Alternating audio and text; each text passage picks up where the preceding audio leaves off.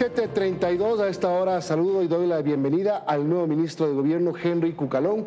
Ministro, buenos días, gracias por acompañarnos y quiero empezar por este llamado al diálogo hecho por el presidente de la República, ratificado por usted el día de su posición como una de las cosas más importantes que tiene que hacer el gobierno en estos delicados momentos. La pregunta es, ¿cómo lo va a conseguir si lo primero que hicieron muchos partidos es, como el Partido Social Cristiano, decir, no voy a dialogar y de paso digo que Henry Cucalón no nos representa?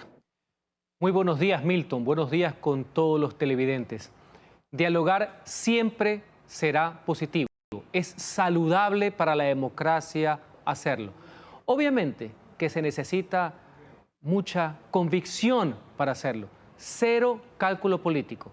Comprendo cuál más las posiciones de ciertos partidos políticos. Ojalá que sin perjuicio que algunos le teman a la foto, igual se pueda llegar a consensos básicos mínimos en favor de la sociedad. Y a la par de eso, porque el tema de llegar a acuerdos, que yo le denomino un acuerdo sobre lo fundamental, prioritario, que en mi caso es la seguridad ciudadana, apelar a los movimientos sociales, a las organizaciones sociales, a la sociedad civil como tal, en un proceso permanente y en un proceso abierto, porque lo que está en juego aquí son dos grandes conceptos y para mí son causas que convergen, no que hay divergencias.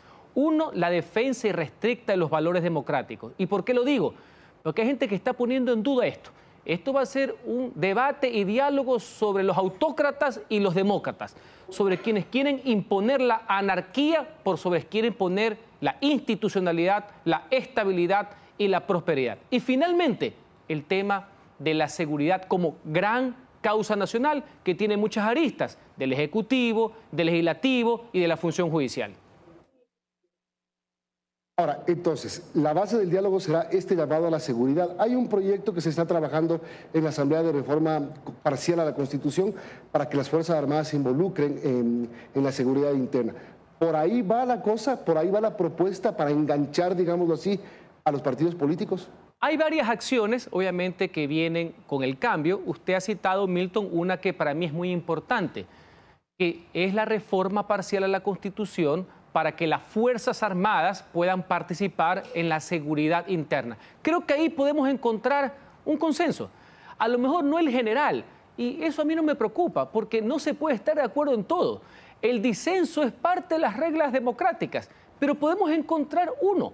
Y ese puede ser un ejemplo práctico donde haya un diálogo mínimo para llevar adelante. En los próximos días me voy a reunir con la presidenta de la Comisión Especial de Enmiendas que está llevando esto.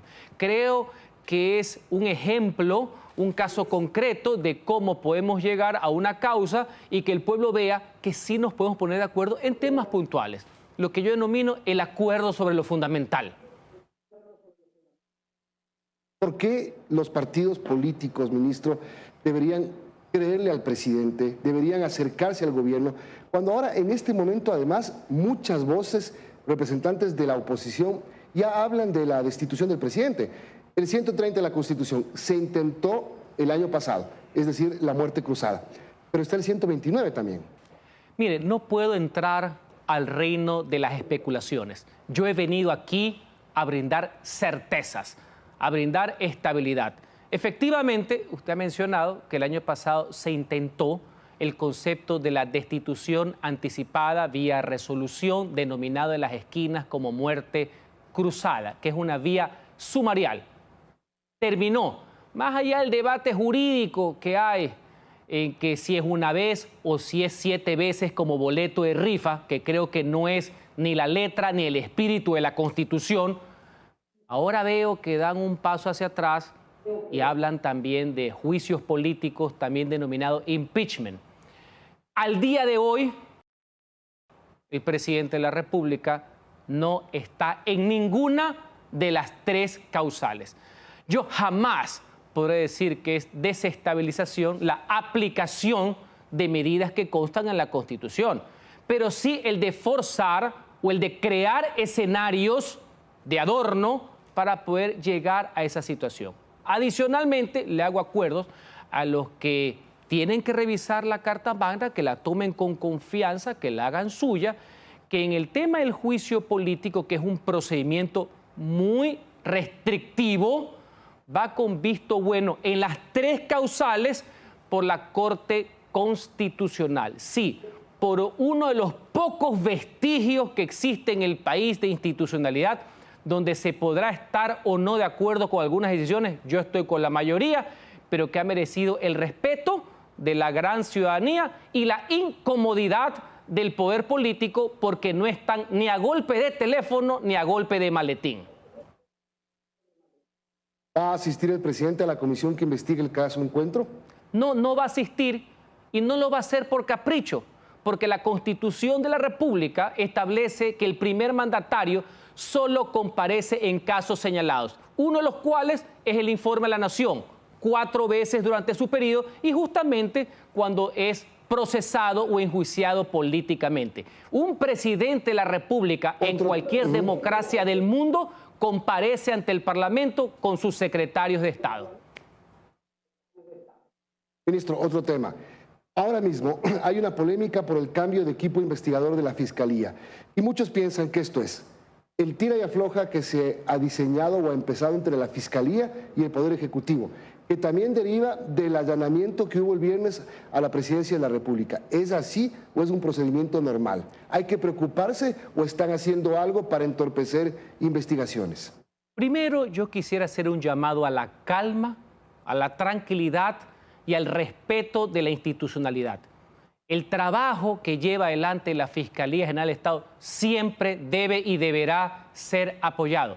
Es el brazo de la ciudadanía, es la vindicta pública para perseguir al verdadero problema, que son el crimen organizado y el narcotráfico y evidentemente en la lucha contra la corrupción pública y privada también, por si acaso, porque no es solamente corrupción pública. En lo que usted ha manifestado, yo quiero reiterar que reemplazar no es lo mismo que retirar.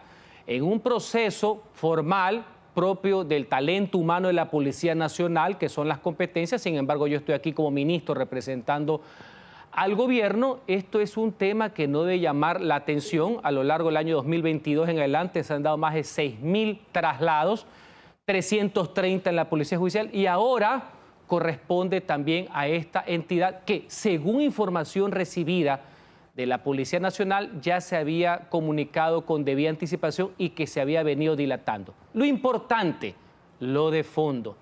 Aquí no hay ninguna ilegalidad, aquí no hay ninguna intromisión y peor obstrucción. Aquí estamos todos los estamentos públicos para actuar coordinadamente y articuladamente, porque eso es lo que necesita el país. Yo quiero dar esa certeza de que ese es el proceder. ¿No van a dejar sin efecto esa medida, esa decisión? La Fiscalía ha solicitado a la policía que deje sin efecto el traslado. Bueno, esos son estamentos policiales, hasta ahora no veo elementos jurídicos al respecto. Mire, yo comprendo más que nadie las narrativas que puedan al respecto, con toda la incertidumbre que puede haber y que nosotros tenemos que enfrentar. Pero mire, primero, las instituciones del Estado no son las enemigas. No, señores. El enemigo es el mayor criminal del país que quiere salir en estos días de la cárcel. El verdadero enemigo es el gato Farfán, el mayor narcotraficante Lecor, que ha sido detenido en operación conjunta en Colombia y que va a ser extraditado a Estados Unidos. El verdadero enemigo no es enfrentarse entre funciones del Estado, sino los malos elementos de la función judicial que le han jugado a favorecer al crimen organizado y a los delincuentes. Ese es el verdadero problema y en eso tenemos que enfocarnos. Y segundo, ante la preocupación jurídica, válida, lo comprendo, más en un fin de semana donde las noticias y los chats corren más rápido, yo se lo digo aquí frontalmente. Si mañana un presidente de la República o cualquier autoridad del Ejecutivo quisiera cambiar, reemplazar a un fiscal o a un juez, ahí